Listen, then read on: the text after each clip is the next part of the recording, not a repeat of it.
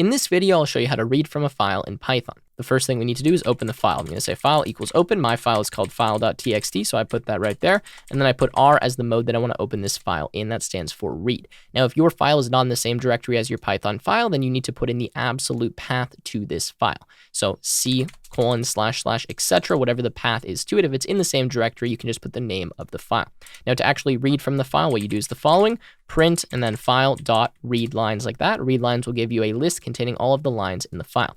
Once you're done with the file, you need to make sure you close it, so file.close. When I run this, notice we get all of the lines inside of the file. We just read the file. Another way to do this is simply with read. If you use .read, notice you're going to get a string that contains all of the text in the file, but not based on its lines. Finally, a quick way that you can do this as well that avoids you having to close it is to say with open file as file like that. Then you can read the file inside of here. Now you no longer need to close it. Let's run the code. Notice everything works. Hopefully you found this helpful. If you did, follow for more.